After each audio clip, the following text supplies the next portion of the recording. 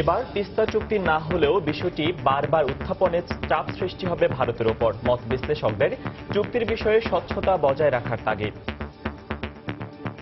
যদি চুক্তি নাও হয়, আমার মনে হয় এই ব্যাপারটা ইস্যুটা নিশ্চয়ই উঠবে এবং সেটা মমতা ব্যানার্জির উপরেও একটা চাপ থাকবে। মানে প্রক্রিয়াটা তো চালু থাকলো, সেদিকে সেটাকেই আমি একটা সাফল্য হিসাবে দেখব। গণতান্ত্রিক সরকারে স্বচ্ছতার প্রশ্নটি অনিবার্যভাবে চলে আসে। অন্তত রূপরেখাটা জানিয়ে দিলে ভালো যে আমরা এই বিষয়ে চুক্তি করতে যাচ্ছি। চট্টগ্রাম বন্দর ব্যবহার সহ প্রস্তাবিত বে টার্মিনালে বিনিয়োগে ভারতকে আহ্বান জানাতে পারে বাংলাদেশ। চট্টগ্রাম বন্দরের কাছাকাছি যেহেতু এই দেশটা এবং ওদের অভিজ্ঞতা অনেক বেশি টার্মিনাল হ্যান্ডলিংয়ে, সুতরাং চায়নাতে আমার মনে হয় ভারতের প্রয়োজনটা আমাদের অনেক বেশি। যত বেশি আমদানি আসবে, যত বেশি রপ্তানি হবে, তত বেশি উন্নত হবে এবং আমাদের দেশ থেকে যদি কেউ ট্রানজিট নেয়, সেই ট্রানজিটের অবশ্যই আমরা একটা মাসুল পাবো। দেখছিলেন সময়ের বিশেষ শিরোনাম। দুপুরের সময়ে সঙ্গে আছি আমি ফয়সাল মোর্শেদ এবং আমি সঞ্জানা চৌধুরী। এবার অন্যান্য শীর্ষ সংবাদ। সোহরাওয়ার্দী উদ্যানে চলছে ওলামা মাশায়েখ সম্মেলন। অংশ নিচ্ছেন পবিত্র কাবা শরীফ ও মদিনার মসজিদে নববীর 2 খতিব। রাজধানীতে যান চলাচল নিয়ন্ত্রিত। বাংলাদেশকে খাদ্য ঘাটতিতে রেখে বিদেশিদের কাছ থেকে সাহায্য নেওয়াই ছিল বিএনপি জামায়াত সরকারের কাজ। কৃষিবিদদের সম্মেলনে প্রধানমন্ত্রী। পর্যাপ্ত নিরাপত্তা ছাড়াই দেশে কাজ করছে 25 লাখ নির্মাণ শ্রমিক। ঘটছে দুর্ঘটনা। আইন বাস্তবায়নের তাগিদ শ্রমিকদের। সচেতনতার কথা বললেন প্রতিমন্ত্রী। প্রবল বর্ষণ ও উজানের ফলে তলিয়ে গেছে মৌলভীবাজারের প্রায় 20,000 হেক্টর জমির ধান। ক্ষতির মুখে কৃষক। পুনর্বাসনের আশ্বাস প্রশাসনের। এবং কলম্বোয় ক্যারিয়ারের শেষ টি-20তে সন্ধ্যায় শ্রীলঙ্কার বিপক্ষে মাঠে নামবেন মাশরাফি বিন মুর্তজা। জয় দিয়ে অধিনায়ককে বিদায় জানাতে চায় বাংলাদেশ।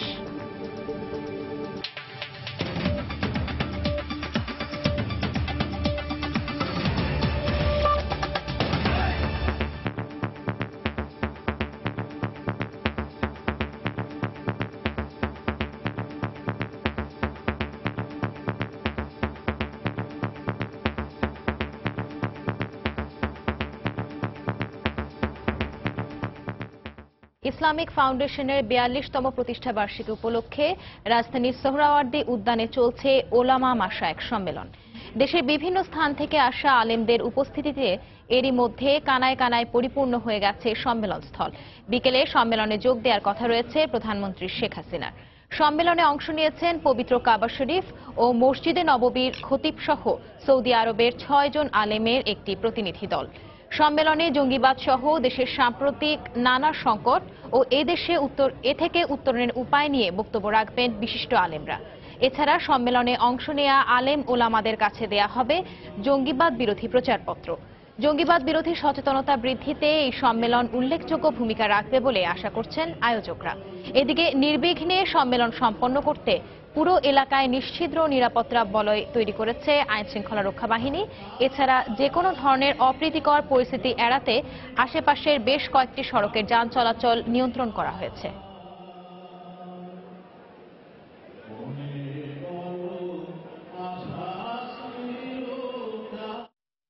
এই মুহূর্তে সোহরাওয়ার্দী উদ্যানে সম্মেলনস্থলে রয়েছেন আমাদের সহকর্মী আজহার লিমন এবং সম্মেলন অভিমুখী মানুষের খবর জানাতে দোয়েল চত্বর এলাকায় রয়েছেন সহকর্মী মাহমুদ রাকিব। চলে যাচ্ছি তাদের কাছে। প্রথমেই যাচ্ছি আজহার লিমনের কাছে।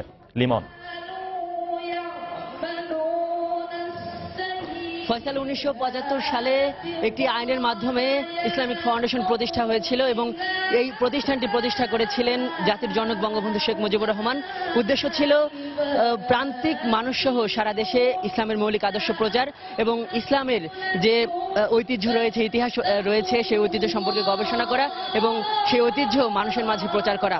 এই দীর্ঘ 42টি বছরে এই সংগঠনটি কিন্তু সেই অনেক পথই মারিয়েছে এবং 64টি জেলায় এই সংগঠনের অফিস রয়েছে এবং প্রান্তিক প্রতিটি মানুষের কাছে রয়েছে এই সংগঠনের নানা প্রকল্প।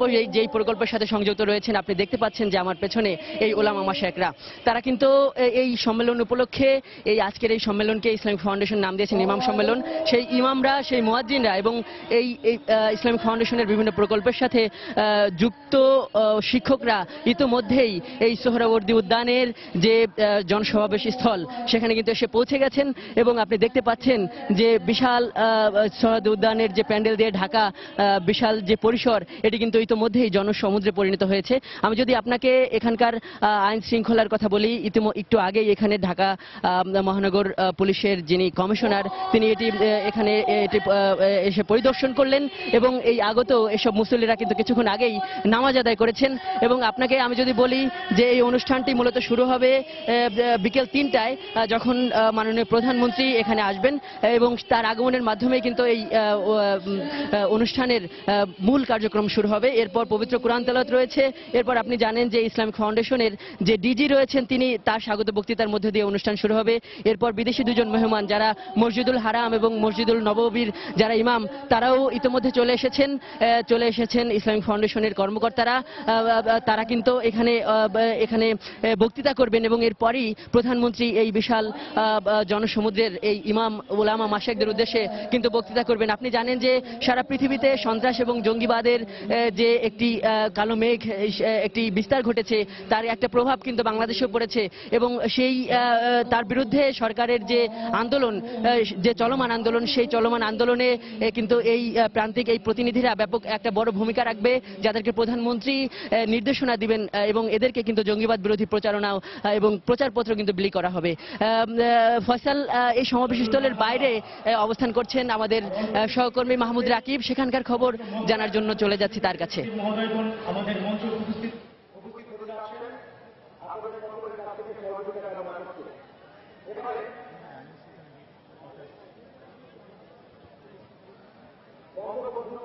হ্যাঁ আজহার, আপনি যেমনটি বলছিলেন সমাবেশস্থলের ভিতরের কথা, আমি যদি বাইরের কথা বলি, এই মুহূর্তে সোহরাওয়ার্দী উদ্যানের চারপাশ জুড়ে আসলে হাজার হাজার ওলামা মাশায়েখ মুসল্লিরা অবস্থান নিয়েছেন। তারা এই ময়দানের চারপাশে যে মোট 5টি প্রবেশ পথ রাখা হয়েছে, সেই 5টি প্রবেশ পথ দিয়ে তারা দীর্ঘ লাইনে দাঁড়িয়ে সুশৃঙ্খলভাবে প্রবেশ করছেন। আপনি যদি দেখেন আমার পাশের যে এখানে একটি গেট রয়েছে, সেই গেট থেকে আপনি দেখছেন যে দীর্ঘ লাইন দিয়ে কিন্তু দেশের 64 জেলা থেকে যেসব ওলামা মাশায়েখ এসেছেন তারা কিন্তু সেখান থেকে প্রবেশ করছেন এবং এখানে কিন্তু নিরাপত্তার স্বার্থে কোনো মুসল্লিকেই বা যারা এসছেন ইসলামী ফাউন্ডেশনের যেসব সদস্য, শিক্ষক, ইমাম, মুয়াজ্জিন, তাদেরকে কিন্তু ভিতরে মোবাইল ফোন নিতে দেওয়া হচ্ছে না নিরাপত্তার স্বার্থে। আর আজকের এই সমাবেশ, এই ইসলামী মহাসম্মেলনকে কেন্দ্র করে এখন পর্যন্ত যেটি বোঝা যাচ্ছে যে এখানে কম করে হলেও 2 থেকে 2.5 লাখ লোকের সমাগম ঘটবে বলে কিন্তু ধারণা করা হচ্ছে। ইতিমধ্যে আমরা জানতে পেরেছি মাঠের মধ্যে যে নির্ধারিত প্যান্ডেল রয়েছে সেই প্যান্ডেলে কিন্তু আর কোনো জায়গা নেই, জায়গা পরিপূর্ণ হয়ে গিয়েছে। এর বাইরে আমরা আপনাকে বলতে পারি যে এই সোহরাওয়ার্দী উদ্যানের চারপাশে যেসব সড়ক রয়েছে সেই সড়কে কিন্তু চারপাশে অবস্থান নিয়েছে যত বিভিন্ন এলাকা থেকে যারা এসছেন ওলামা মাশায়েখ, ইমাম, মুয়াজ্জিন তারা। এর বাইরে আমি আপনাকে বলে দিই নিরাপত্তার কথা। আজকের এই ইসলামী মহাসম্মেলন যেটি ইসলামিক ফাউন্ডেশন আয়োজন করেছে, সেই ইসলামী ফাউন্ডেশনের মহাসম্মেলন কেন্দ্রে কিন্তু খুবই বেশ আমরা দেখছি শক্ত অবস্থানে রয়েছে আইন শৃঙ্খলা বাহিনী। 5 থেকে 6 স্তরের নিরাপত্তা ব্যবস্থা নেওয়া হয়েছে। আমরা দেখেছি যে শাহবাগ থেকে শুরু করে টিএসসি চত্বরের সব জায়গায় কিন্তু কোনো জায়গাতেই কিন্তু আইন শৃঙ্খলা বাহিনীর চেক ছাড়া কিন্তু কেউ এই মাঠের মধ্যে বা মাঠের আশপাশেও কিন্তু আসতে পারছেন না এবং প্রত্যেকটি জায়গায় সার্চ ওয়ে বসানো হয়েছে, সার্চ মেশিন বসানো হয়েছে। এর পাশাপাশি র্যাব, পুলিশ, বিজিবি, আনসার, গ্রাম পুলিশ সবাই কিন্তু অবস্থান নিয়েছে যাতে এই ইসলামী মহাসম্মেলনকে কেন্দ্র করে কেউ কোনো অপশক্তি কোনো সুযোগ না নিতে পারে, কেউ কোনো বিশৃঙ্খলা সৃষ্টি করতে না পারে। সেজন্য কিন্তু আইন শৃঙ্খলা রক্ষাকারী বাহিনী সর্বোচ্চ সতর্ক অবস্থায় রয়েছে এবং এখানে কিন্তু আমরা দেখেছি র্যাবের বোম ডিসপোজাল ইউনিট রয়েছে, এখানে রয়েছে বেশ কয়েকটি ওয়াচ টাওয়ার বসানো হয়েছে। সব মিলিয়ে বুঝতে পারছেন যে এই ইসলামী মহাসম্মেলন যাতে শান্তিপূর্ণ এবং সুষ্ঠুভাবে শেষ হয় তার জন্য আইন শৃঙ্খলা বাহিনী সবটুকু তাদের প্রস্তুতি সম্পন্ন করেছেন।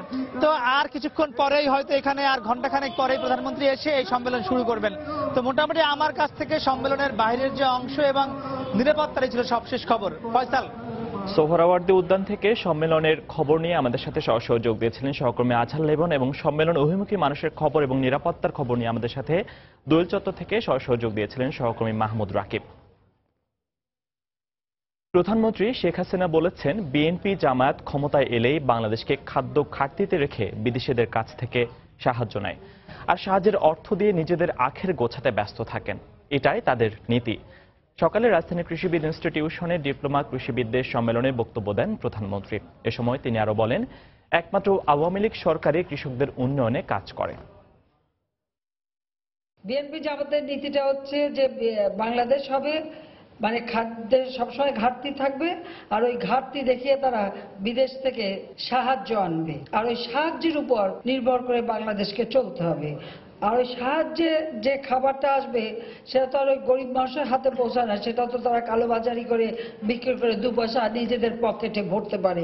এটাই হচ্ছে তাদের উদ্দেশ্য। কখনো খাদ্যের স্বয়ংসম্পূর্ণ হবে, নিজের পায়ে দাঁড়াবে, এটা তারা কখনো চিন্তাও করতো না।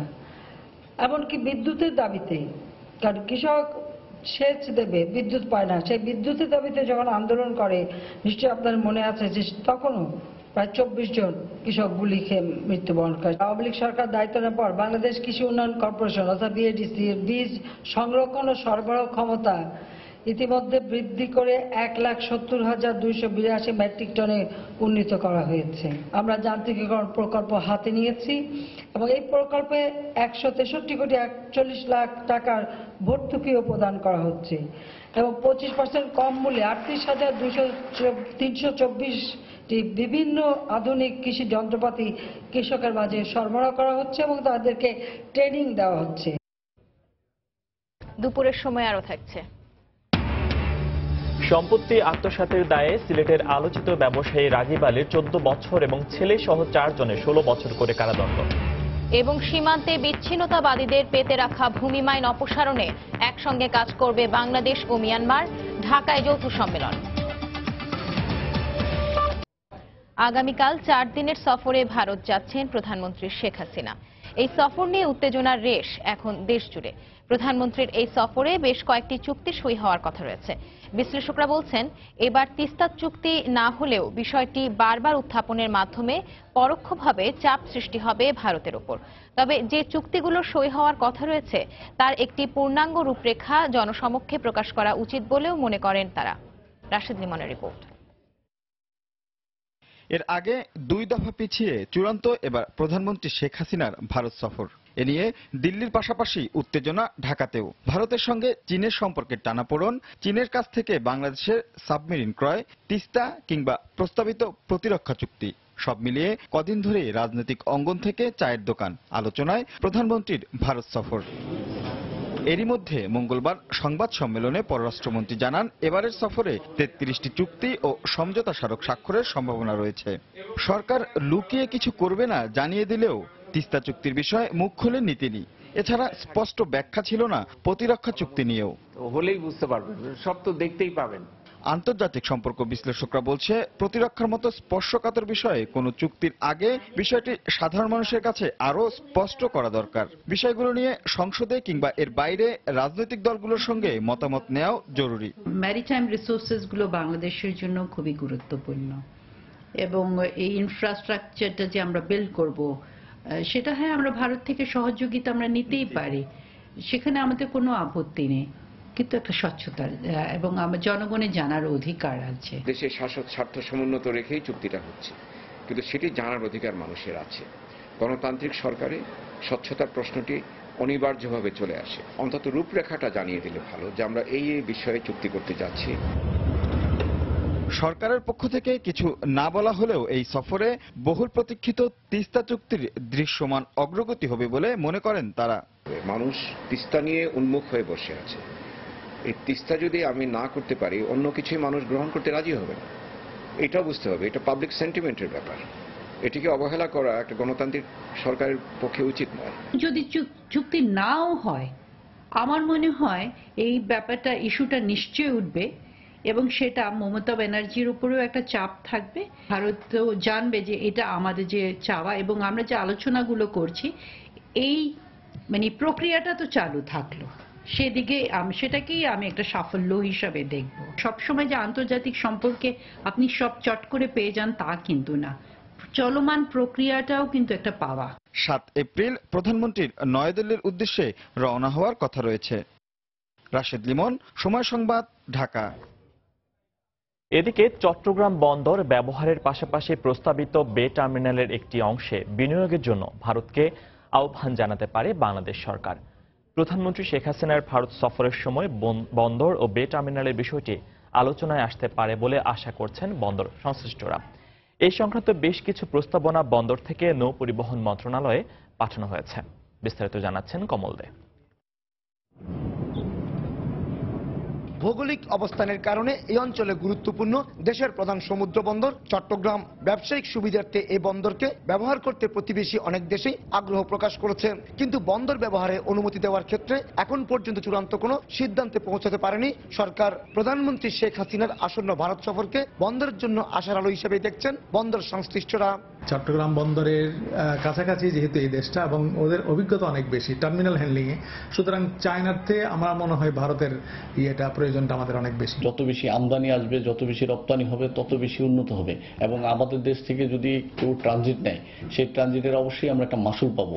এর মধ্যে প্রস্তাবিত বে টার্মিনালকে অন্তত 6টি অংশে ভাগ করে এর একটি অংশে ভারতকে বিনিয়োগের আহ্বান জানানো হতে পারে প্রধানমন্ত্রীর এই সফরে। টেকনো ফিজিবিলিটি স্টাডি করছে জার্মানির দুটি প্রতিষ্ঠান। মে মাসে আমরা এটা টেকনো ফিজিবিলিটি রিপোর্ট পাবো। তখন আমরা পরিকল্পনা করব যে এইটিকে কয়টি অংশে বিভক্ত করে কাদেরকে দিয়ে করানো হবে। বন্দর ব্যবহারের ক্ষেত্রে ভারতকে অনুমতি দেওয়া হলে বন্দর আর্থিকভাবে লাভবান হবে। পাশাপাশি আমদানি রপ্তানির বিশাল চাপ সামাল দিতে বন্দরের সক্ষমতা আরো বাড়ানোর তাগিদ দিলেন এই ব্যবসায়ী নেতা। যত দ্রুত তাড়াতাড়ি সম্ভব ইকুইপমেন্ট কিনতে হবে, এই নতুন নতুন কন্টেইনার টার্মিনাল চালু করতে হবে এবং বন্দরকে প্রস্তুত হতে হবে যে 35,000 না 40,000 কন্টেইনার হ্যান্ডলিং করতে হবে। বর্তমানে চট্টগ্রাম বন্দর বছরে গড়ে 20 থেকে 23টা কন্টেইনার হ্যান্ডলিং করছে, সে সাথে জাহাজ আসছে 1,500-এর বেশি। এক্ষেত্রে ভারতকে অনুমতি দেওয়া হলে তা দ্বিগুণ হবে বলে আশা করছেন বন্দর ব্যবহারকারীরা। কমল দে, সময় সংবাদ, চট্টগ্রাম। দর্শক, এই মুহূর্তে ভারতের নয়াদিল্লিতে আছেন রিপোর্টার দেবাশিস রায়। প্রধানমন্ত্রীর আসন্ন সফর নিয়ে বিস্তারিত জানতে আমরা এখন সরাসরি চলে যাচ্ছি তার কাছে।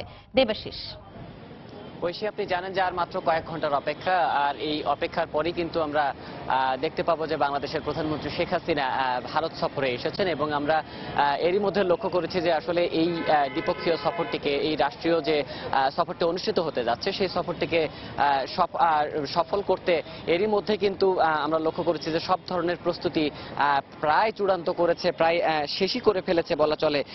এই দু দেশের পররাষ্ট্র মন্ত্রণালয়ের পক্ষ থেকে সেটি চূড়ান্ত করা হয়েছে। আমরা লক্ষ্য করেছি যে এরই মধ্যে দু দেশের পররাষ্ট্রমন্ত্রীরা যেভাবে বৈঠক করেছেন এবং যেভাবে তারা জিনিসগুলিকে ফুটিয়ে তুলেছেন, অর্থাৎ জিনিসগুলিকে ব্যাখ্যা করেছেন, সেই অনুযায়ী বলা চলে যে এইবারের এই সফরটি দু দেশের মধ্যে যে দ্বিপক্ষীয় সম্পর্ক রয়েছে সেটিকে আরো বেগবান করবে, আরো গতিশীল করবে। আমরা যতটুকু জানতে পেরেছি যে এবারের যে সফরটি অনুষ্ঠিত হতে যাচ্ছে সেই সফর অনুযায়ী আগামীকাল থেকেই সেই সফরটি শুরু হচ্ছে এবং প্রধানমন্ত্রী শেখ হাসিনা ভারতের নয়াদিল্লিতে পৌঁছালে তাকে এয়ারপোর্টেই তাকে একটি সংবর্ধনা, ঠিক গার্ড অব অনার দেওয়া হবে এবং সেই গার্ড অব অনার শেষে কিন্তু তাকে, আপনারা জানেন যে এরই মধ্যে রাষ্ট্রপতি ভবনে প্রধানমন্ত্রী শেখ হাসিনাকে আমন্ত্রণ জানানো হয়েছে। প্রণব মুখার্জি সেখানে উপস্থিত থাকবেন তাকে অভিবাদন জানানোর জন্য। আমরা জানতে পেরেছি যে প্রধানমন্ত্রী নরেন্দ্র মোদীও সেখানে উপস্থিত থাকবেন এবং সেখানে তাকে পৃথক আরেকটি গার্ড অব অনার দেওয়া হবে। সব মিলিয়ে কালকের যে কার্যসূচি রয়েছে সেই কার্যসূচিতে কিন্তু প্রধানমন্ত্রী আগামীকাল রাষ্ট্রপতি ভবন থেকে এখানে দিল্লিতে যে হাই কমিশন রয়েছে, বাংলাদেশ হাইকমিশন পরিদর্শন করবেন। তিনি মহাত্মা গান্ধীর যে স্মৃতি যে স্তম্ভ রয়েছে সেই স্মৃতি স্তম্ভের এলাকাটিতে যাবেন এবং সেখানে শ্রদ্ধা জানাবেন। আমরা এরই মধ্যে কিছু তথ্য সংগ্রহ করার চেষ্টা করেছি, যেমন পশ্চিমবঙ্গের মুখ্যমন্ত্রী মমতা ব্যানার্জির উপরে আসলে অনেকটাই নির্ভর করছে চুক্তি, তিস্তা চুক্তি, বিশেষত অভিন্ন নদীগুলোর যে চুক্তিগুলো রয়েছে সেই বিষয়গুলি মীমাংসা সহ অন্যান্য বিষয়গুলি নিয়েও কিন্তু দ্বিপক্ষীয় বৈঠক আগে আলোচনা হবার কথা রয়েছে। আমরা আপনাদেরকে আরেকটু জানাতে পারি যে ক্ষমতাসীন বিজেপির একজন সংসদ সদস্যের সঙ্গে আমাদের কথা হয়েছিল এবং তিনি বিজেপির জাতীয় নির্বাহী কমিটির একজন সদস্য। উনি আমাদেরকে যেমনটি জানিয়েছেন যে দু দেশের সম্পর্ককে একটি অনন্য মাত্রায় নিয়ে যাওয়ার জন্য যে ধরনের প্রস্তুতি ভারতের পক্ষ থেকে নেওয়া দরকার ছিল সেই ধরনের প্রস্তুতিগুলো তারা সম্পন্ন করেছেন। আসলে দু দেশের মতৈক্যের ভিত্তিতে যে বিষয়গুলোতে একতাবদ্ধ হওয়া যায় সেগুলি কিন্তু তারা আবারও যাচাই বাছাই করে নিচ্ছেন, ঝালাই করে নিচ্ছেন এবং প্রতিরক্ষা সমঝোতা সহ অন্যান্য যে চুক্তিগুলি রয়েছে সেই চুক্তিগুলো এরই মধ্যে চূড়ান্ত করেছে ভারতের পক্ষ থেকে এবং বাংলাদেশের পক্ষ থেকে যে ধরনের দাবি দাওয়াগুলো এখানে উপস্থাপন করা হবে, আলোচনার টেবিলে আসবে, সেগুলি কিন্তু এখন প্রায় চূড়ান্ত। এখন শুধুমাত্র কিছু সময়ের অপেক্ষা এবং তারপরে আনুষ্ঠানিকতার শুরু হবে এবং সেই আনুষ্ঠানিকভাবেই দু দেশের সম্পর্ক আরও বেগবান হবে বলে আমরা আশা করছি। তো এই ছিল এখন পর্যন্ত আমার কাছে প্রধানমন্ত্রীর দিল্লি সফরের সর্বশেষ তথ্য। সানজানা। দর্শক, ভারতে প্রধানমন্ত্রী শেখ হাসিনার আসন্ন সফরে বিভিন্ন কর্মসূচির বিষয়ে জানাতে নয়াদিল্লি থেকে সরাসরি যোগ দিয়েছিলেন আমাদের রিপোর্টার দেবাশিস রায়। চলে যাচ্ছি পরের খবরে। দেশের স্বার্থ প্রাধান্য দিয়েই ভারতের সঙ্গে যে কোনো চুক্তি হবে বলে জানিয়েছেন সড়ক যোগাযোগ ও সেতুমন্ত্রী ওবায়দুল কাদের। দুপুরে চট্টগ্রামের মহুরা এলাকায় ইস্পাহানি স্কুল মাঠে এক স্মরণ সভায় তিনি একথা বলেন। এ সময় মন্ত্রী আরো বলেন, প্রধানমন্ত্রী কারো কাছে মাথা নত করে কোনো চুক্তি করবেন না। ভারত আমাদেরকে দুঃসময়ে আমাদের পাশে দাঁড়িয়েছে, কিন্তু তাই বলে আমি আমার দেশের সার্বভৌমত্ব স্বাধীনতাকে বিকিয়ে দিয়ে ভারতের বন্ধুত্ব কামনা করব, এটা বঙ্গবন্ধুও করেননি, বঙ্গবন্ধুর কন্যা শেখ হাসিনাও এটা করবেন না।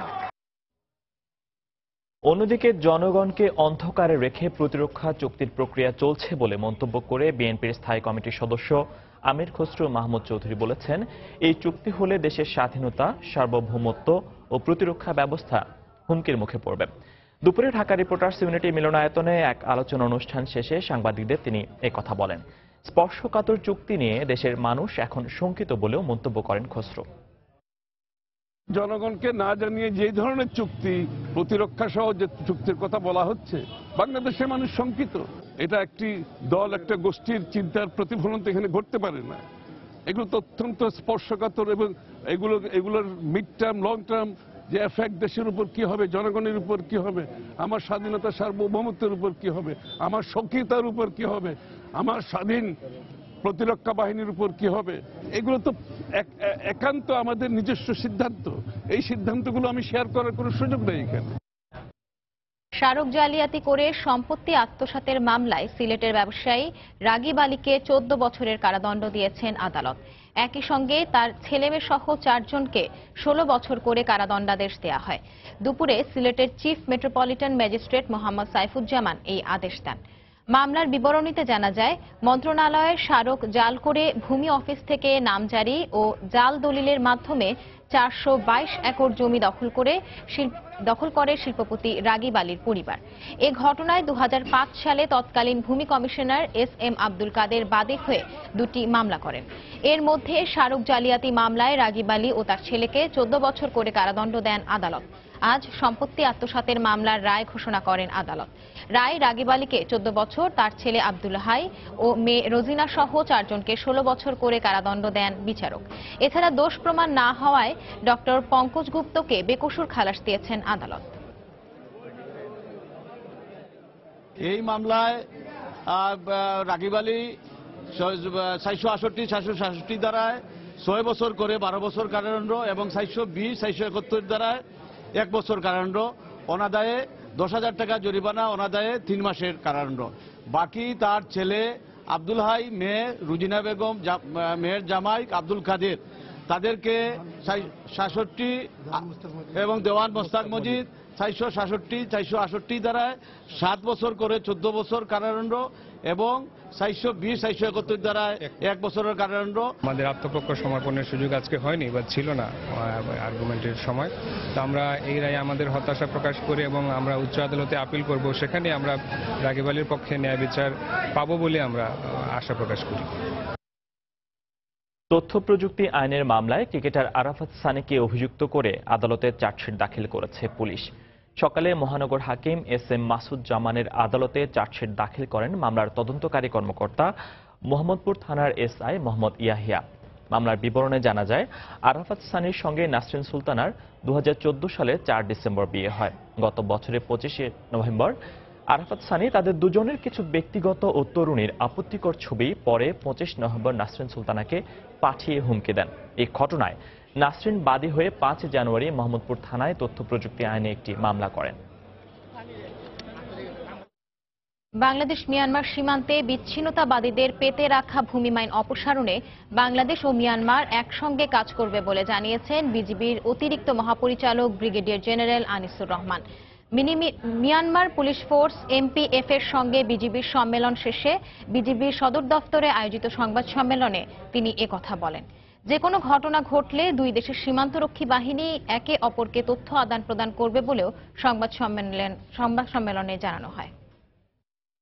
এটা কোনো বিচ্ছিন্নতাবাদী গ্রুপ বা কেউ রাখতে পারে, এটা আমাদের দেশের ভিতরেই বর্ডারের জিরো লাইনের আশেপাশে আছে, যেখানে আমরা যেতে পারছি না। এটা কোনো অপরিচিত গ্রুপ বা বিচ্ছিন্ন গ্রুপ থাকতে পারে, তো আমরা এটা অপসারণের চেষ্টা করছি। তারা কি আমাদের দেশের বিচ্ছিন্নতাবাদী সংগঠন নাকি মিয়ানমারের বিচ্ছিন্নতাবাদী?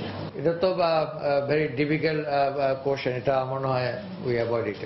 যে কোনো ঘটনা ঘটলে আমরা শেয়ার বা ইনফরমেশন আদান প্রদান করব। সেই শেয়ারের ভিত্তি করে, ওই পরিস্থিতির ভিত্তি করে যে সমস্ত নিরাপত্তামূলক ব্যবস্থা গ্রহণ করা যায় সেটাই গ্রহণ করা হবে। ভোগান্তি কমাতে দেশের বিভিন্ন উপজেলায় পর্যায়ক্রমে পাসপোর্ট অফিস খোলা হবে বলে জানিয়েছেন স্বরাষ্ট্রমন্ত্রী আসাদুজ্জামান খান কামাল। সকালে সচিবালয়ে পাসপোর্ট অফিসের উদ্বোধন শেষে তিনি একথা বলেন। তিনি আরো জানান, অভিযোগ পেলেই পাসপোর্ট অফিসগুলোকে দালাল মুক্ত করা হচ্ছে। প্রায় জায়গা থেকে আমরা দালাল মুক্ত করে দিচ্ছি। যেখানেই আমাদের কানে অভিযোগ আসছে সেখান থেকে আমরা দালাল মুক্ত করে দিচ্ছি পাসপোর্ট অফিসকে। ঢাকা ক্যান্টনমেন্টে আমরা করেছি। আমরা ঢাকায় যেখানেই প্রয়োজন রয়েছে সেখানেই প্রয়োজনের নিরিখে আমরা এই অফিসগুলো করছি, যাতে করে আমরা সেবাটা আরো কাস্টমারের দোরগোড়ায় পৌঁছে দিতে পারি। ফাঁস রোধে প্রশ্নপত্র বহনের সময় কালো কাচের গাড়ি ব্যবহার না করার নির্দেশ দিয়েছেন শিক্ষামন্ত্রী নুরুল ইসলাম নাহিদ। সকালে রাজধানীর সিদ্ধেশ্বরী গার্লস কলেজে HSC পরীক্ষার কেন্দ্র পরিদর্শন শেষে তিনি একথা বলেন। প্রযুক্তি ব্যবহার করে প্রশ্নপত্র ফাঁস রোধে বিকল্প উপায় বের করা হচ্ছে বলেও জানান তিনি। পরীক্ষা শুরুর আগে পরীক্ষার্থীদের অভিভাবকদের সঙ্গে মতবিনিময় করেন মন্ত্রী। পরীক্ষা শুরু হবার পর কলেজ প্রধানকে নিয়ে হল পরিদর্শন করেন মন্ত্রী। এ সময় মন্ত্রী বলেন, অংশগ্রহণকারীরা পরীক্ষার প্রশ্নপত্র সহজ ও সুন্দর হয়েছে বলেও জানিয়েছেন। কত লড়াই করে করে আমরা বিজি প্রেসকে সেভ করছি, রাস্তায় নিয়ে যাওয়াটা সেভ করছি।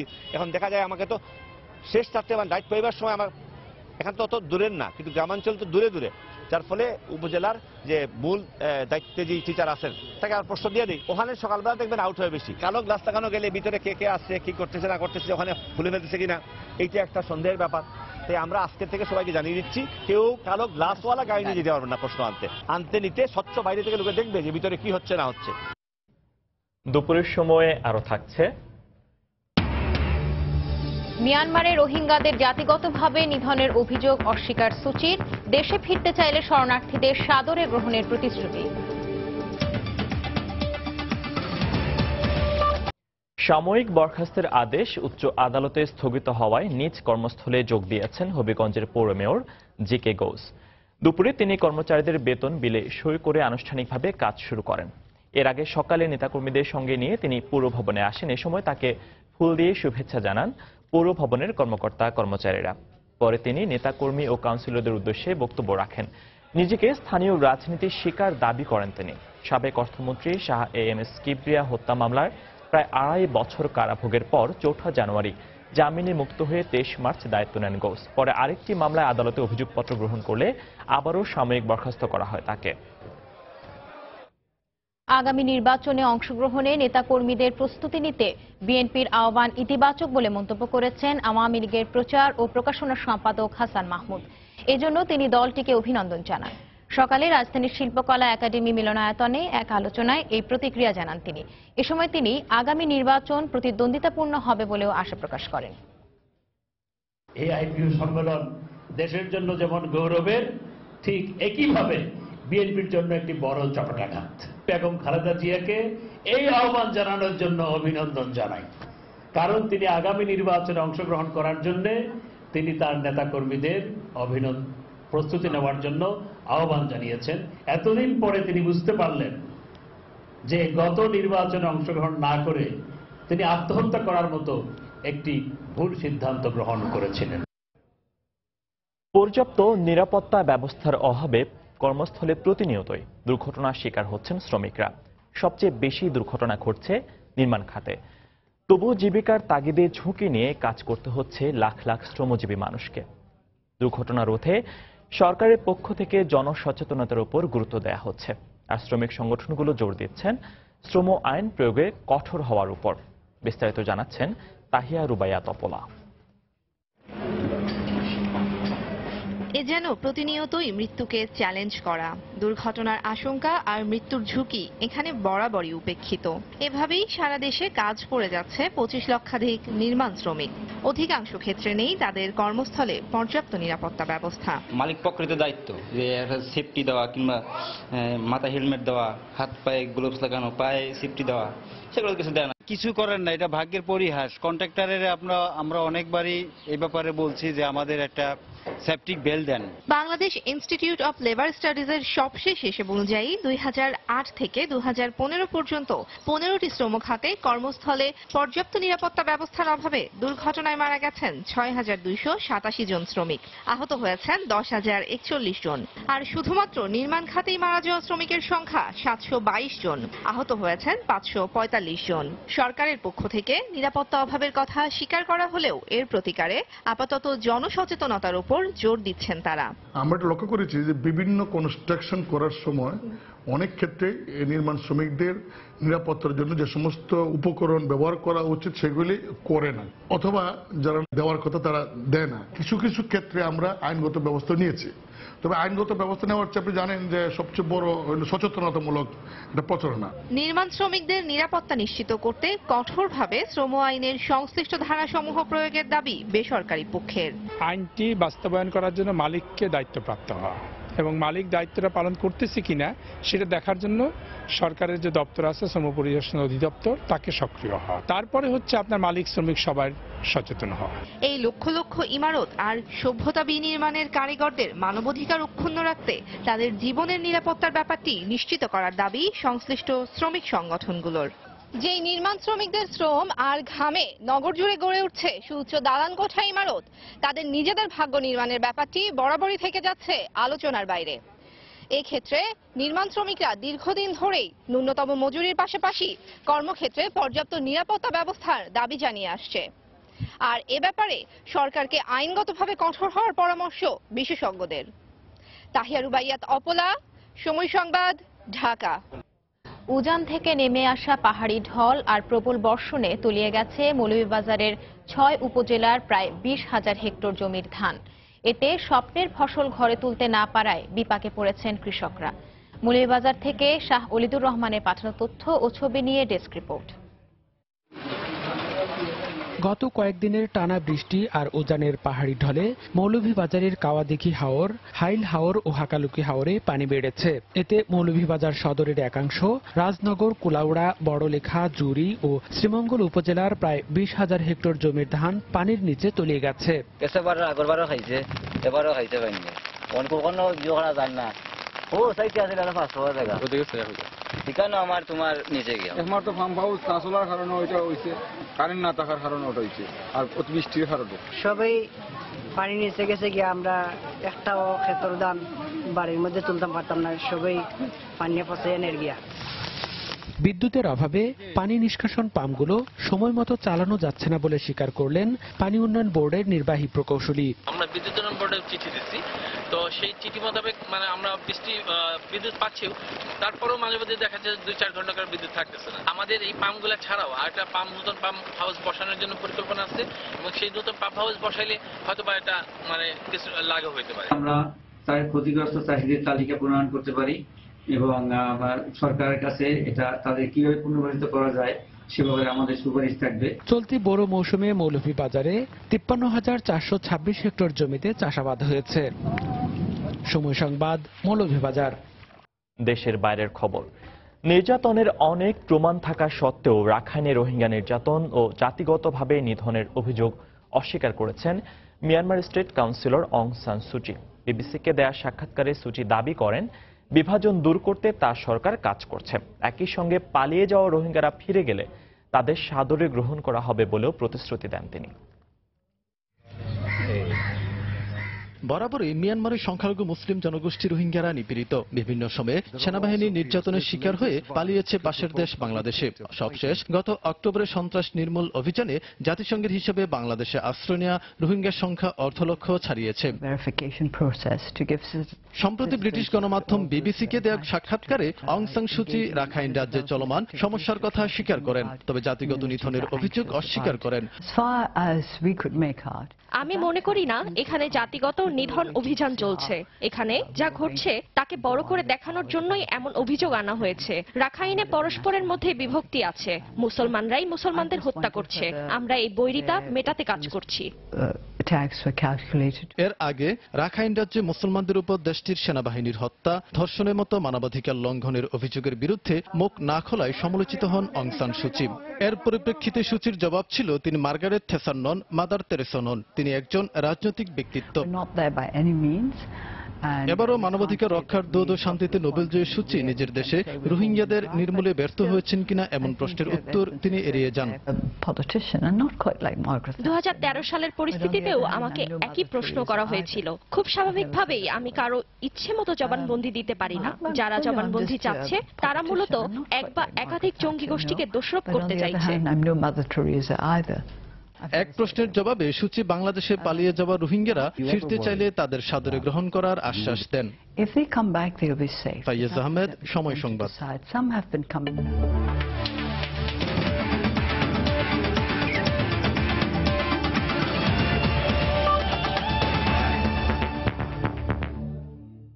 বাংলাদেশ শ্রীলঙ্কা টি-20 সিরিজের খবর। সিরিজের দ্বিতীয় ও শেষ টি-20তে সন্ধ্যায় মুখোমুখি হবে বাংলাদেশ ও স্বাগতিক শ্রীলঙ্কা। সেখানে সিরিজের সমতা আনা তো বটেই, শেষ ম্যাচে মাশরাফিকে জয় উপহার দিতে চান বাংলাদেশ দলের সদস্যরা। আল মামুনের ক্যামেরায় শ্রীলঙ্কা থেকে আরো জানাচ্ছেন হুমায়ুন কবির রোজ। মাশরাফি ভাই আর এই সিরিজটা পরে টি-20 খেলবে না, তো আসলে ওই কথাটা বলার পরে আসলে টিম মিটিং এ সবাই একদম স্তব্ধ হয়ে গেছে। ম্যাচের সিদ্ধান্ত জানার পর দলের সতীর্থ মোসাদ্দেক এভাবে ব্যাখ্যা করছিলেন দলের অন্য সবার অনুভূতি। বাংলাদেশ ক্রিকেট দলের টিম হোটেল তাজ সমুদ্র। প্রতিদিন যেখানে ক্রিকেটারদের আনাগোনায় মুখরিত থাকত তাজ হোটেল, সে হোটেলে নেই কোনো কলরব। তবে সব শোক থেকে শক্তি নিয়ে মাশরাফির সতীর্থরা প্রতিজ্ঞা করেছেন শেষ ম্যাচে মাশরাফিকে জয় উপহার দেবেন। ম্যাচটা খেলবো পুরোপুরি মাশরাফি ভাইয়ের জন্য, যেহেতু তার শেষ ম্যাচ, মানে আমরা সবাই চাইবো যেন এই ম্যাচটা জিতার, এটা তার একটা গিফট দেওয়ার জন্য।